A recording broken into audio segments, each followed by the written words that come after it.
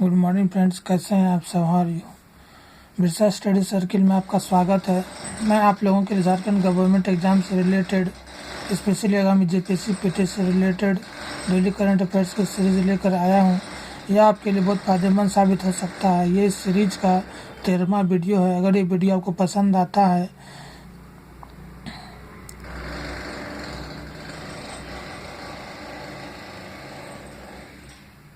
तो इसे अपने मित्रों को भी बताएं। और ये जेपीएससी जो एग्ज़ाम होने वाला है उससे संबंधित ये सिलेबस के बारे में आज हम कुछ जानकारी, कुछ विशेष जानकारी प्राप्त करेंगे। तो सिलेबस के बारे में जो जानकारी है वो हम आपसे साझा कर रहे हैं। ये जो एग्ज़ाम है ये the preliminary examination will consist of 2 paper of objective type multiple question, 10 question and carry A minimum of 400 marks. ये जो प्रिलिमिनरी एग्जामिनेशन जो ये 2 पेपर का होगा, ये ऑब्जेक्टिव टाइप का पेपर रहेगा और ये एक पेपर 200 का रहेगा, दूसरा से 200 का रहेगा, यानी कि 400 मार्क्स का रहेगा। This examination meant to serve as a screening test only. ये जो एग्ज़ाम है ये आपका स्क्रीनिंग टेस्ट की तरह रहेगा। The marks obtained in the preliminary examination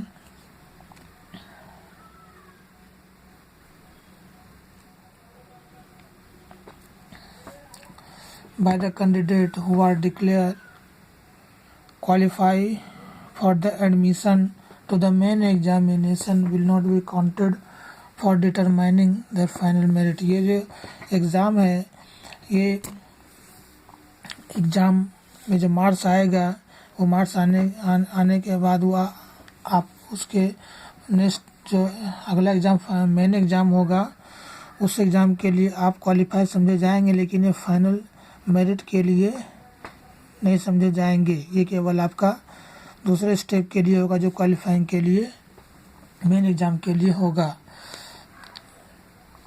और उसके बाद जो हम आते हैं तीसरे लाइन में, there will be no negative marking for incorrect answer. अगर इन द प्रिलिमिनरी एग्जामिनेशन, और अगर आप इसमें प्रिलिमिनरी एग्ज़ाम में आपने गलत एक क्वेश्चन का जवाब दिया तो इसके लिए आपको कोई भी नेगेटिव मार्किंग नहीं है, नहीं काटा जाएगा marks. If a candidate given more than 1 answer, और अगर कोई भी कैंडिडेट एक आंसर लिखता है तो वो एक से ज़्यादा लिखता है तो वो गलत आंसर के रूप में समझा जाएगा। और यदि if one of the given answer happens to be correct and no marks will be awarded, और तो समझा जाएगा क्या वो अगर एक क्वेश्चन का आंसर एक दिया जाता है तो वो आपका एक क्वेश्चन में एक आंसर दिया जाएगा और उस आंसर के लिए आपको एक मार्क्स दिया जाएगा। If A question is left blank, अगर आप क्वेश्चन में ब्लैंक छोड़ते हैं तो उसमें आपको कोई भी क्वेश्चन नहीं दिया जाएगा। No answer given by the candidate, there will be no penalty for the question. उसमें आपको क्वेश्चन का कोई भी अर्थ रूप में नहीं लिया जाएगा। अब आते हैं syllabus for the preliminary test of combination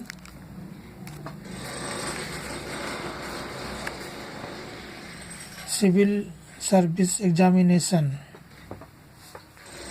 अब प्रिलिमिनरी टेस्ट के लिए जो कम्बाइंड सिविल सर्विस का एग्ज़ाम उसके लिए सिलेबस में क्या आता है। The preliminary examination shall consist of two compulsory paper each of two 100 marks. इसमें प्रिलिमिनरी जो प्राइमरी एग्ज़ाम होगा इसमें आपका 2 पेपर रहेगा, एक क्वेश्चन रहेगा, फिर फर्स्ट पेपर जनरल स्टडीज़ और फिर जनरल स्टडीज़ पेपर 2, 2 रहेगा पेपर, अलग अलग रहेगा। जनरल स्टडीज़ पेपर फर्स्ट के लिए जो बात करते हैं ये आपका टोटल मार्क्स 200 का रहेगा और इसमें टाइम 2 आवर्स रहेगा, 2 घंटे के लिए रहेगा। कुछ नोट इसमें है, इसको आप ध्यान से समझेंगे और ये फिर आपके लिए आसान साबित हो जाएगा। This paper will consist of 100 type question each of 2 marks done from objective list below. इसमें आपका जो है 100 क्वेश्चन रहेगा और एक क्वेश्चन आपका 2 मार्क्स का रहेगा और ये इसका लिस्ट आपका नीचे दिया गया है। Candidate will have to answer all question. Candidate की लिस्ट में है कि सभी के आंसर के जरूरी रहे। ये है पहला है हिस्ट्री ऑफ इंडिया। इंडिया की हिस्ट्री के बारे में पढ़ने के लिए इसमें पहला है एंशिएंट इंडिया। इसमें आपका 5 क्वेश्चन रहेगा। मिडाइवल इंडिया, इसमें भी आपका 5 क्वेश्चन रहेंगे और मॉडर्न इंडिया, इसमें भी आपका 5 क्वेश्चन रहेंगे। टोटल क्वेश्चंस 15 क्वेश्चंस इसमें आपको पढ़ना है और ये आसान भी रहेगा। उसके बाद हम आते हैं ज्योग्राफी के ऊपर। ज्योग्राफी ऑफ इंडिया, इसमें जनरल ज्योग्राफी जो सामान्य जो भूगोल है उसके अंतर्गत आपका है 3 क्वेश्चन है। सेकंड में हम आते हैं फिजिकल क्वेश्चन, फिजिकल ज्योग्राफी जिसमें आपका 3 क्वेश्चन रहेगा। इसके बाद तब फिर हम आते हैं तीसरे में इकोनॉमिकल ज्योग्राफी, इससे आपका 2 क्वेश्चन रहेगा। इसके बाद नेक्स्ट आते हैं सोशल एंड डेमोग्राफिक ज्योग्राफी, इसमें भी आपका 2 क्वेश्चन रहेगा। टोटल 10 क्वेश्चन आपका रहेगा। तो ये सब अलग अलग है। जनरल सामान्य भूगोल के बारे में पढ़ना, फिजिकल में भौतिक में ज्योग्राफी के बारे में पढ़ना, इकोनॉमिकल में आर्थिक ज्योग्राफी के बारे में पढ़ना और सोशल डेमोग्राफी ज्योग्राफी में सामाजिक और जो ग्राफ से आधारित ज्योग्राफी में आता है मैनचेस्टर वगैरह वो इसके अंतर्गत आता है, जिसका आपको अच्छे से अध्ययन करना है। कोई टेंशन लेने का इसमें आपको ज़रूरत नहीं पड़ेगा। आगे हम आते हैं इसमें जो इसका सी पार्ट है, थर्ड पार्ट है, इसमें है आपका Indian polity and governance. Indian polity and governance में है भारतीय संविधान और शासन के बारे में। कॉन्स्टिट्यूशन ऑफ इंडिया, इससे आपका 4 क्वेश्चन रहेगा। Public administration and good governance, लोक प्रशासन और गुड गवर्नेंस से आपका 4 क्वेश्चन रहेगा। इसके बाद है decentralisation and panchayat and municipalities, विकेंद्रीकरण के अंतर्गत आपको पढ़ना पड़ेगा पंचायत के बारे में। पंचायत का शुरुआत कब हुआ था इंडिया में, कहाँ से हुआ था, किस साल हुआ था, उसके बारे में आपको जानकारी प्राप्त करना पड़ेगा। म्यूनिसिपैलिटी जो है इंडिया के हर स्टेट में अलग अलग म्यूनिसिपैलिटीज है, जिसमें कि धीरे धीरे विकास हुआ। शुरुआती इस कांग्रेस के शासनकाल से ही हुआ था। तो इसके अंतर्गत आपको केवल 2 क्वेश्चन ही पढ़ना है। तो ये आपका 10 क्वेश्चन इसमें आएगा इसके हिसाब से। अब देखते हैं हम जो डी सेक्शन है, इसमें आपका इकोनॉमिक्स एंड सस्टेनेबल डेवलपमेंट। इसमें आपका जो है टोटल 10 क्वेश्चन रहेगा। इस पार्ट से भी इसमें आपका basic feature of Indian economy, मैंने भारतीय अर्थव्यवस्था का जो बेसिक फीचर है, जो मूलभूत विशेषता उसके बारे में है इस सेक्शन में। इसमें आपका 4 क्वेश्चन आएगा। नेक्स्ट देखते हैं sustainable development and economic issue, सतत विकास और आर्थिक घटना। इसमें आपका इसे 4 क्वेश्चन रहेगा। नेक्स्ट तीसरा जो है पार्ट, इसमें आपका है इकोनॉमिक रिफॉर्म्स एंड ग्लोबलाइजेशन, आर्थिक रिफॉर्म के रूप में और जो भूमंडलीकरण है उससे संबंधित आपको पढ़ना है। यह बहुत आसान चैप्टर है पूरे इकोनॉमिक्स में। ग्लोबलाइजेशन और जो चैप्टर इकोनॉमिक रिफॉर्म ये थोड़ा आसान पड़ता है, लेकिन पढ़ना है थोड़ा, ज़्यादा ही टफ नहीं है। इसमें आपसे आपका 2 क्वेश्चन आएगा। टोटल 10 क्वेश्चन रहेगा। उसके बाद हम आते हैं ई पार्ट में साइंस एंड टेक्नोलॉजी।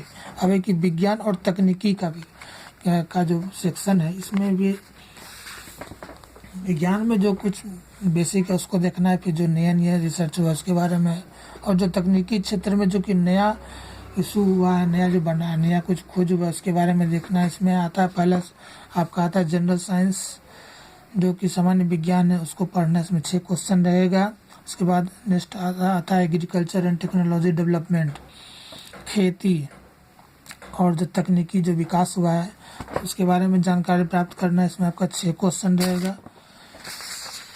इसके बाद तीसरा आपका आता है इंफॉर्मेशन एंड कम्युनिकेशन टेक्नोलॉजी, सूचना और संचार तकनीकी। इसके अंतर्गत आपको पढ़ना है दोस्तों। इसमें आपका इससे संबंधित 3 क्वेश्चन रहेगा, तो टोटल आपका 15 क्वेश्चन इसमें आएंगे। इसके बाद ई वाला पार्ट में आते हैं। ई के बाद एफ है, सॉरी, इसमें है झारखंड स्पेसिफिक क्वेश्चन। इसमें झारखंड से रिलेटेड क्वेश्चन रहेगा। General awareness of its history, society, culture और हेरिटेज से संबंधित रहेगा। इसका मतलब है कि झारखंड का जो हिस्ट्री है, जो इतिहास है, जो समाज है, जो संस्कृति है और जो कि ऐतिहासिक धरोहर है, हेरिटेज, इसके बारे में आपको जानकारी लेना है, पढ़ना है। इसके बाद नेक्स्ट हम जी सेक्शन में आते हैं।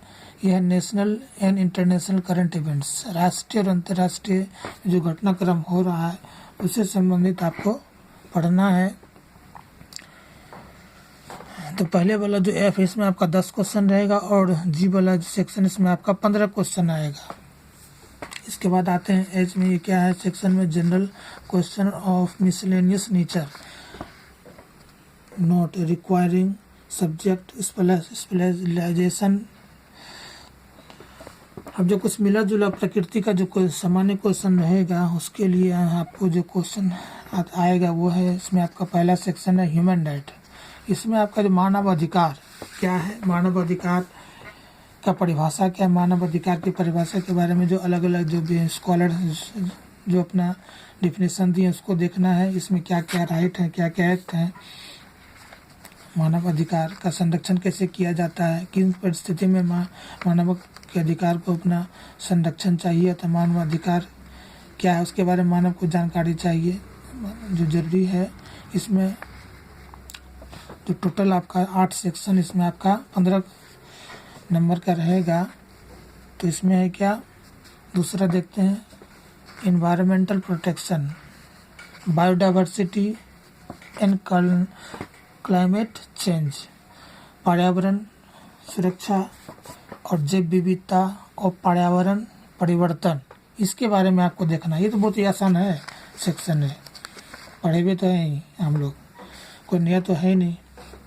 फिर देखते हैं अर्बनाइजेशन, जो शहरीकरण है उसके बारे में पढ़ना। स्पोर्ट्स, जो खेल हुए हैं, कई तरह के खेल हैं, इसके बारे में पढ़ना है कि इसमें अवार्ड्स किस किस को मिला है, कौन कौन से हमारे झारखंड से पार्टिसिपेट सहभागी बने हैं। इसके बाद आता है डिजास्टर मैनेजमेंट। अभी डिजास्टर जो व्यवस्थापन है उसके बारे में आपको जानकारी प्राप्त करना है। पॉवर्टी एंड अनएम्प्लॉयमेंट, गरीबी और बेरोजगारी के बारे में आपको जानकारी लेना है। फिर अवार्ड्स, जो अवार्ड्स जिस व्यक्ति को जिस अपने अपने क्षेत्र में मिला है उसके बारे में आपको जानकारी लेना है। इसके बाद आता है next United Nations and other international agencies, जो संयुक्त राष्ट्र है वो क्या है, वो कैसे विकास किया, कैसे वो अस्तित्व में आया, और जो अन्य अंतर्राष्ट्रीय जो संगठन है वो कैसे अस्तित्व में आया, किस वर्ष आया, क्या उसमें परिवर्तन किया गया, मॉडिफाई किया गया, उसके बारे में आर्ट वाला आपको पढ़ना है। लेकिन मैथ इसमें नहीं इस बात दिया जा रहा है जो कुछ परिवर्तन किया गया है, ये आपके सामने था। ये क्वेश्चन। अब आते हैं हम जनरल स्टडीज़ पेपर 2, सामान्य अध्ययन का जो पेपर 2 है उसके बारे में क्या है। ये आपका फुल जो पूर्णांक रहेगा ये आपका 200 मार्क्स का रहेगा और इसमें भी आपका जो टाइम समय रहेगा वो 2 आवर्स का रहेगा, 2 घंटे का रहेगा। नोटिस में जान लेते हैं क्या है। इस पत्र में 100 बहुवैकल्पिक या फिर वस्तुपूरक ऑब्जेक्टिव टाइप प्रश्न होंगे और प्रत्येक प्रश्न 2 अंक का आपका होगा। सभी प्रश्नों का उत्तर देना अनिवार्य है। यह है इसमें आपका सिलेबस। इसमें ए पार्ट जो है इसके अंतर्गत आपको झारखंड का इतिहास पढ़ना है। और झारखंड के इतिहास में क्या क्या पढ़ना है वो देखते हैं। इसमें आपका पहला आ जाता है मुंडा शासन व्यवस्था। जो मुंडा जो झारखंड का जो है उसके बारे में उसका शासन किस तरह चलता है, कैसे कैसे उसमें विकास किया गया, उसके बारे में आपको पढ़ना है। तो इसमें टोटल आपका 8 सेक्शन है।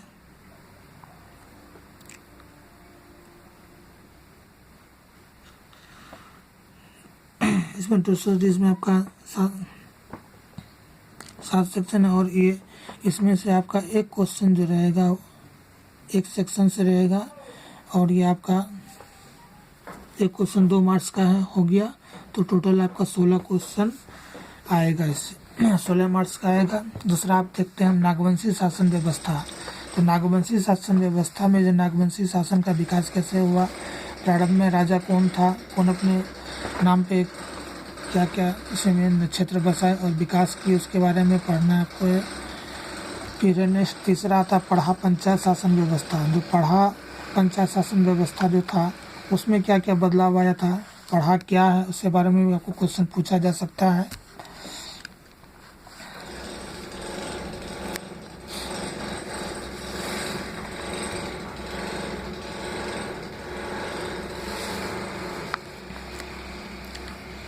उसके बाद आता है मांझी परगना शासन व्यवस्था। तो मांझी परगना का शासन का व्यवस्था किस तरह का था, उसमें भी क्या क्या विकास किया गया और वर्तमान में क्या क्या उसमें परिवर्तन लाया गया, उसके बारे में आपको पढ़ना है। उसके बाद आता है मुंडा मानकी शासन व्यवस्था। तो मुंडा मानकी दोनों एक ही कि इसमें क्षेत्र शासन व्यवस्था के अंतर्गत आता है, लेकिन फिर भी इसको आपको पढ़ना है। उसके बाद आता है ढोकलो सोहर शासन व्यवस्था। तो ढोकलो सोहर ये क्या शासन व्यवस्था था, ढोकलो तो एक पद होता है, लेकिन इसके बारे में भी आपको पढ़ना है। और तो कुछ ज़्यादा परेशानी से इसमें नहीं, आपको प्रॉब्लम नहीं आएगा। उसके बाद नेक्स्ट हम क्वेश्चन आता है आपका जातीय पंचायत शासन व्यवस्था। सभी जात का अलग अलग शासन का अंतर्गत उसका व्यवस्था था, उसके बारे में भी आपको देखना है दोस्तों। इसके बाद बी आता है झारखंड आंदोलन, बी सेक्शन में नेक्स्ट है। इसमें आपका आता है झारखंड के साधान के बारे में पढ़ना है। वो कैसे आए, झारखंड के क्षेत्र में कैसे कैसे आंदोलन किए थे, जिसमें कि अंग्रेज का मुसलमान का शासन था, फिर अंग्रेज का शासन था, कैसे कैसे जूझते रहे, उसके बारे में आपको पढ़ना है। ये इसमें आपका 7 प्रश्न रहेगा और एक क्वेश्चन आपका 2 मार्क्स का आएगा और टोटल 14 क्वेश्चन आपका इसमें होगा। उसके बाद नेक्स्ट हम देखते हैं झारखंड के आदिवासी का आंदोलन कैसा था मुसलमान शासन के काल में और ब्रिटिशर्स के शासन के काल में। इसके बाद वो उसमें कैसे कैसे अधिनियम कैसे कैसे जूझे और कैसे कैसे अपना स्थान को प्राप्त किया। उसके बाद नेक्स्ट आता है झारखंड के स्वतंत्रता सेनानी ने झारखंड के आंदोलन में क्या क्या भूमिका निभाया, क्या क्या योगदान किया, उसके बारे में आता है। इसके बाद नेक्स्ट हम देखते हैं झारखंड के विभूति, कौन कौन से विभूति हुए, महान विभूति हुए, झारखंड के आंदोलन में क्या क्या सहयोग किए, किस किस तरह से सहयोग किए, क्या क्या परिवर्तन लाया उन्होंने, किस किस के साथ सहयोग किया, उसके बारे में पढ़ना है। उसके बाद आता है नेक्स्ट में आते हैं झारखंड आंदोलन एवं राज्य गठन। तो झारखंड आंदोलन कैसे आगे बढ़ा और फिर राज्य का गठन किस तरह हुआ, इसके बारे में हमको पढ़ना है और जानकारी लेना है। आगे हम बढ़ते हैं। सी वाला सेक्शन जो आता है वो है झारखंड की विशिष्ट पहचान। हाँ, इसमें आपको टोटल जो है 5 क्वेश्चन रहेगा और ये 2 मार्क्स का रहेगा, एक टोटल 10 क्वेश्चन रहेगा। तो झारखंड के विशिष्ट पहचान के इसमें है कि झारखंड की सामाजिक स्थिति कैसे कैसे झारखंड का विकास हुआ, कैसे कैसे नई नई सामाजिक व्यवस्था बना और कैसे लोग इसमें आए, सामाजिक परिवर्तन क्या क्या इसमें किए, उसके बारे में पढ़ना है। फिर झारखंड की संस्कृति में कैसे बदलाव आया। उसके बाद आता है झारखंड की राजनीतिक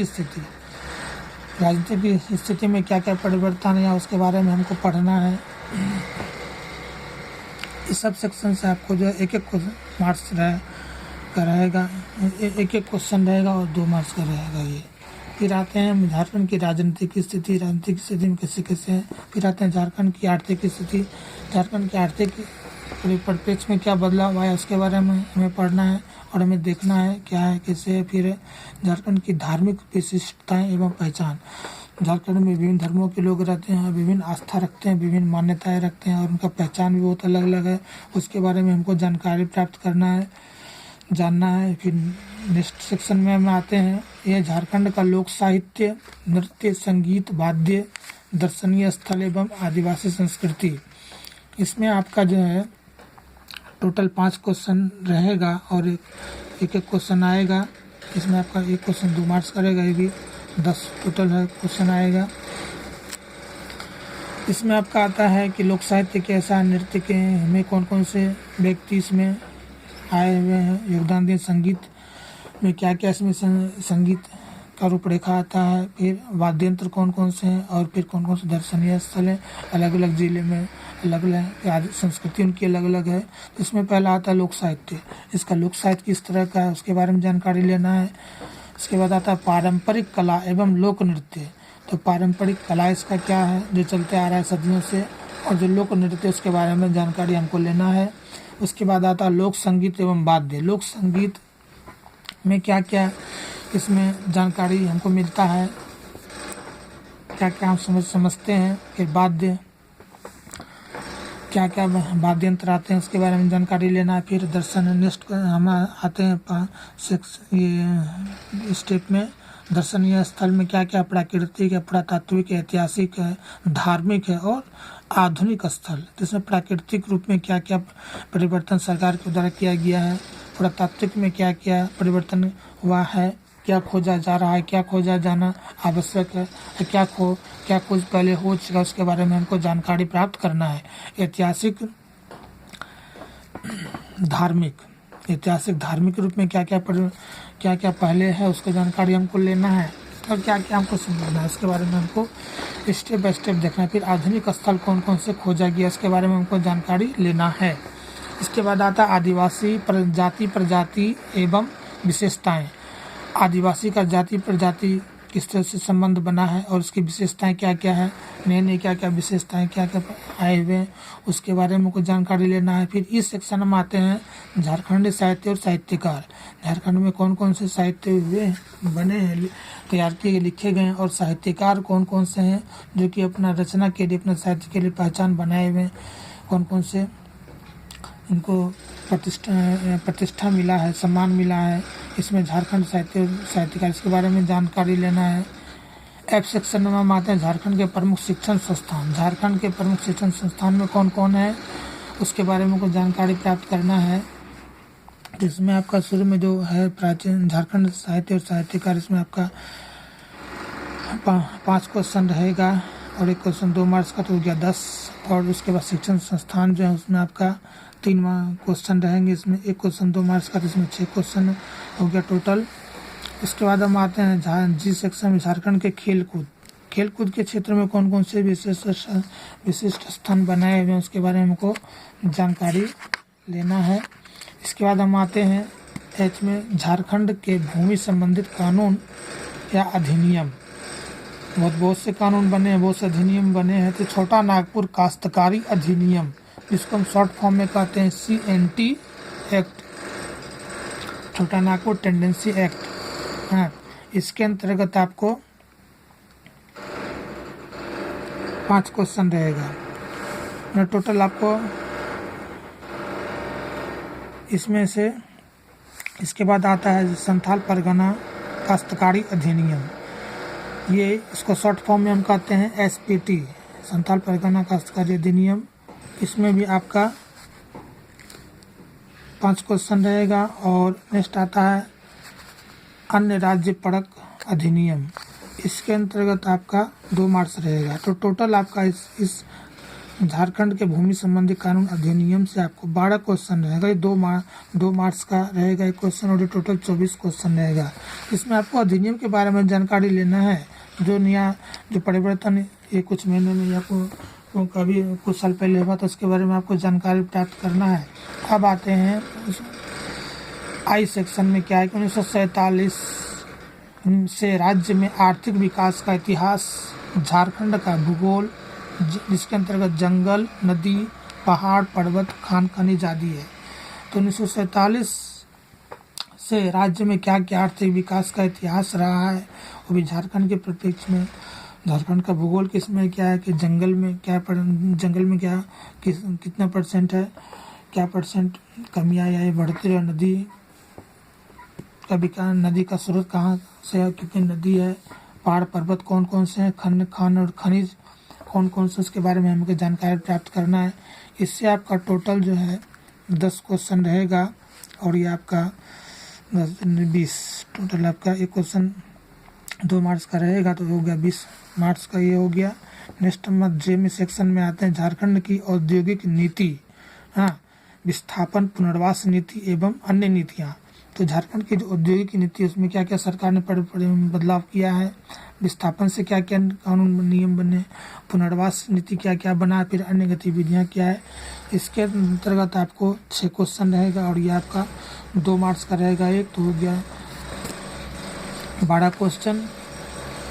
नेक्स्ट हम आते हैं के में कि झारखंड के प्रमुख उद्योग का नाम और स्थान था औद्योगिक विकास। तो झारखंड का प्रमुख उद्योग कौन कौन है, जैसे कि कुछ है कि टाटा आयरन स्टील का और फिर सीमेंट का उद्योग है, सिंदरी में सीमेंट उद्योग, और भी अन्य जगह कई एक जगह यहाँ पर उद्योग लगाए गए हैं। उसका स्थान के बारे में जानकारी प्राप्त करना है, तो औद्योगिक विकास क्या क्या हुआ है उसके बारे में हमको जानकारी प्राप्त करना। ये आपका 5 क्वेश्चन का रहेगा और ये आपका 5 क्वेश्चन रहेगा, 2 मार्क्स का एक क्वेश्चन रहेगा, तो हो गया 10 क्वेश्चन। नेक्स्ट हम देखते हैं एल में झारखंड की प्रमुख योजनाएं एवं उप योजनाएं। झारखंड की प्रमुख योजनाएं क्या क्या हैं और उप योजनाएं क्या क्या हैं उसके बारे में हमको जानकारी प्राप्त करना है। हर पंचवर्षीय में नई नई योजनाएं बनाए जाते हैं।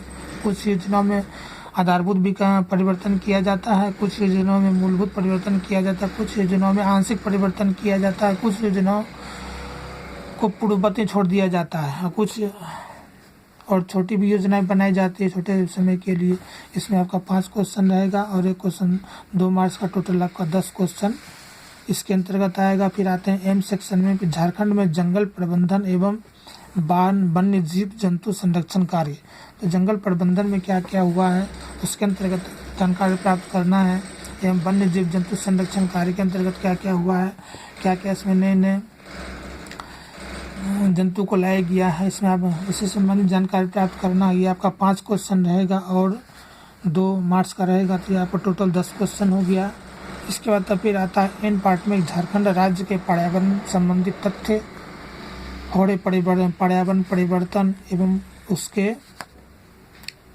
अपशमन माने मिटिगेशन एवं अनुकूलन संबंधी विषय, मतलब झारखंड राज्य का जो पर्यावरण संबंधी तथ्य है उसके बारे में जानकारी हमको प्राप्त करना है, और जो पर्यावरण परिवर्तन हो रहा है उसके बारे में, और उसमें जो अपशमन हुआ, जो विघटन हुआ उसके बारे में जानकारी प्राप्त करना है, और जो कि अनुकूलन हुआ है, जो बदलाव किया गया है उसके बारे में जानकारी प्राप्त करना है। इसमें आपका 7 क्वेश्चन रहेंगे और ये 2 मार्क्स का रहेगा, टोटल आपका 14 क्वेश्चन हो गया।